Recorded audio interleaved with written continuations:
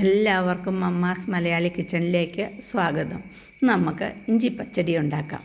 അതിന് വേണ്ട സാധനങ്ങൾ എന്തൊക്കെയാണെന്ന് നമുക്ക് നോക്കാം. പച്ചമുളക്, ഇഞ്ചി, ചെറിയ ഉള്ളി, കറിവേപ്പില, തൈര്, പിന്നെ അതിൽ വറുത്തിടാൻ വേണ്ട ഉള്ളിയും മുളകും കറിവേപ്പിലയും. ഇത്രയും സാധനങ്ങളാണ് ഇഞ്ചി പച്ചടി ഉണ്ടാക്കാൻ വേണ്ടി ആവശ്യമുള്ളൂ. ഇത് വളരെ പെട്ടെന്നുണ്ടാക്കാവുന്ന ഒരു കറിയാണ്. ഒരു കല്ലിലിട്ട് നമുക്ക് ഇഞ്ചി ചതച്ചെടുക്കാം. ഇനി നല്ല നൂറുള്ള ഇഞ്ചിയാണെങ്കിൽ അത് ഒന്ന് പിഴിഞ്ഞ് അതിൻ്റെ നീര് കുറച്ച് കളയുന്നതാണ് നല്ലത്. കാരണം ചില ഇഞ്ചിക്ക് നല്ല നൂറ് കാണും, ചിലതിന് നൂറ് കുറവായിരിക്കും. പിന്നെ അങ്ങനെ നൂറുള്ള ഇഞ്ചികൾ അല്ലെങ്കിൽ ആ നൂറിൻ്റെ കൊണ്ട് ഒരു കുത്തൽ പോലെ ഉണ്ടാവും. അതുകൊണ്ട് നമുക്ക് നീര് അധികമുള്ളതും നൂറുള്ളതും ഇഞ്ചിയാണെങ്കിൽ അതിന് നമുക്ക് കുറച്ചൊന്ന് പിഴിഞ്ഞ് കളയാം. ഞാനിവിടെ കുറച്ച് പിഴിഞ്ഞ് കളയും. ഇതിന് നല്ല നീരുണ്ട്, അതുകൊണ്ടത് കുറച്ച് ഞാൻ പിഴിഞ്ഞ് കളയുവാണ്.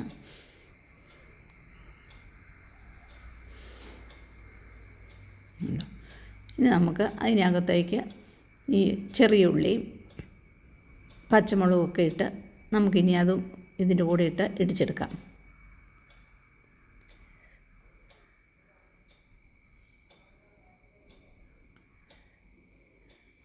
നമ്മളിത് തേങ്ങയൊന്നും നമ്മളിതിന് അരയ്ക്കുന്നില്ല. തേങ്ങ അരയ്ക്കാത്ത കൊണ്ട് തന്നെ ഇത് 2-3 ദിവസത്തേക്ക് വെച്ചിട്ട് നമുക്ക് ഇത് ഉപയോഗിക്കാനും പറ്റും. ഇത് തേങ്ങ അരച്ചും ഇഞ്ചി വറുത്തിട്ടും ഒക്കെ ചെയ്യുന്നവരുണ്ട്.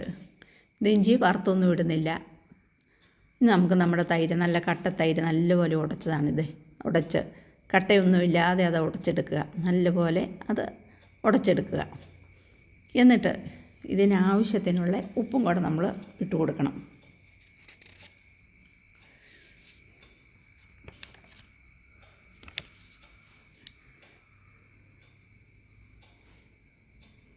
ഇനി നമുക്ക് നന്നായിട്ടൊന്ന് ഇളക്കാം.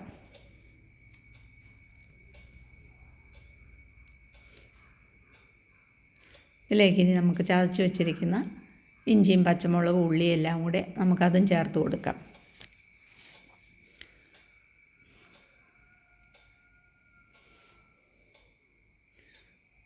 ഇനി ഇതെല്ലാം കൂടെ നല്ലപോലെ ഒന്ന് ഇളക്കി യോജിപ്പിക്കണം. നന്നായിട്ടും ആ തൈരിനകത്തോട്ട് ഇഞ്ചിയുടെയും പച്ചമുളകിൻ്റെയും ഉള്ളിയുടെയും ഒക്കെ സ്വാദ് ഇറങ്ങത്തക്ക വിധം കുറച്ച് നേരം നമ്മൾ ഇളക്കി കൊടുക്കണം. എങ്കിലാണ് അത് അതിലേക്ക് ചേരുള്ളൂ. എത്ര പെട്ടെന്നുണ്ടാക്കാവുന്ന ഒരു കറിയാണെന്നറിയാവോ ഇഞ്ചി പച്ചടി. നമുക്ക് കറിയൊന്നും ഇല്ലെങ്കിൽ നമ്മുടെ വീട്ടിൽ തൈരിരിപ്പുണ്ടോ, പെട്ടെന്ന് തന്നെ ഉണ്ടാക്കിയെടുത്ത് കഴിയാം. ഇനി നമുക്കതൊരു സ്റ്റൗ കത്തിച്ചിട്ട് അതിലേക്ക് വറുത്തിടാം. അതിനായിട്ട് ഞാനിതാ 2 സ്പൂണ് എണ്ണയാണ് ഒഴിച്ചു കൊടുക്കുന്നത്. എണ്ണയൊന്ന് ചൂടായി വരുന്ന സമയത്ത് ഇതിലേക്ക് നമുക്ക് 1 സ്പൂണ് കടുക് ഇട്ട് കൊടുക്കാം.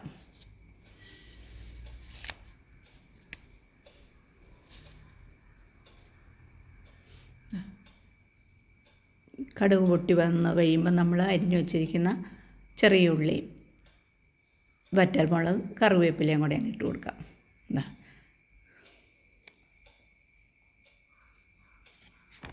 അത് നന്നായിട്ടൊന്ന് മൂത്ത് വരണം. നല്ലൊരു ബ്രൗൺ കളറാകുന്ന വരെ ഇതിന് നമുക്ക് ഇളക്കി കൊടുത്തുകൊണ്ടിരിക്കണം. ഏത് സദ്യക്കും ഇഞ്ചി തൈരുണ്ട് ഇല്ലേ? നമ്മൾ ഭക്ഷണമൊക്കെ കഴിച്ച് കഴിയുമ്പോൾ നമ്മുടെ ദഹനത്തിന് വേണ്ടിയാണ് നമ്മൾ ലാസ്റ്റ് നമ്മൾ പച്ചമോര് മേടിച്ച് കഴിക്കാറുണ്ടല്ലോ. അതുപോലെ തന്നെയാണ് നമ്മുടെ ഇഞ്ചി പച്ചടി. നമ്മുടെ ദഹനത്തിന് വളരെ നല്ലതാണ്. ആ ഇഞ്ചി ചേരുന്നതും തൈരും. പിന്നെ നമ്മുടെ വയറ്റിലെ ഗ്യാസിനും ഈ കറി ഏറ്റവും ഉത്തമമാണ്.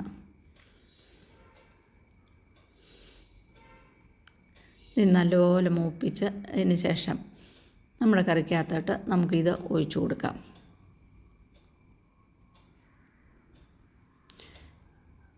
നമ്മളെവിടെയെങ്കിലും പോയേച്ച് വരുവാണോ, നമുക്ക് പെട്ടെന്നൊരു കറി ഉണ്ടാക്കണമെന്ന് തോന്നുവാണെങ്കിൽ നമ്മുടെ ഇഞ്ചിപ്പച്ചടി ഉണ്ടാക്കിയാൽ മതി.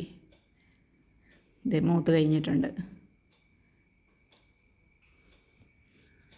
അതുകൊണ്ട് നമ്മൾ എടുത്തു വച്ചിരിക്കുന്ന നമ്മുടെ തൈരിനകത്തേക്ക് നമുക്കിനി ഇത് ഒഴിച്ചു കൊടുക്കാം. നല്ല സ്വാദിഷ്ടമായ ഇഞ്ചിപ്പച്ചടി ഇവിടെ റെഡിയായി കഴിഞ്ഞിട്ടുണ്ട്. ഇത്രയും പണിയേ ഉള്ളൂ, പെട്ടെന്നുണ്ടാക്കാമെന്ന് പറഞ്ഞാൽ അതുകൊണ്ടാണ്. ചിലരിത് തേങ്ങ അരച്ച് വെക്കും, തേങ്ങ അരയ്ക്കാതെ വെക്കും. പിന്നെ ഇഞ്ചി ഇങ്ങനെ പച്ചയ്ക്ക് ചതച്ചിടാതെ ഇഞ്ചി വറുത്തിടുന്നവരുമുണ്ട്. വറുത്തിടുന്നതിലും ഒന്നുകൂടെ ടേസ്റ്റ് ഉള്ളത് ഇങ്ങനെ പച്ചയ്ക്ക് ഇടുന്നതാണെന്നാണ് എനിക്ക് തോന്നുന്നത്.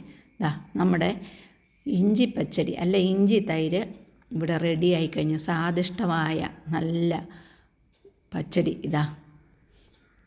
ഇതിങ്ങനെ ചെയ്തിട്ടില്ലാത്തവർ ഒന്ന് ട്രൈ ചെയ്ത് നോക്കണം. നമ്മുടെ ഓണത്തിനുള്ള സ്പെഷ്യൽ ഇഞ്ചി പച്ചടിയാണിത്. ഈ വീഡിയോ കണ്ടിട്ട് നിങ്ങൾ ലൈക്ക് ചെയ്യാനും ഷെയർ ചെയ്യാനും പുതിയതായിട്ട് കാണുന്നവർ സബ്സ്ക്രൈബ് ചെയ്യാനും ഒന്നും മടിക്കരുത്. പുതിയ വീഡിയോ ആയിട്ട് വീണ്ടും കാണാം.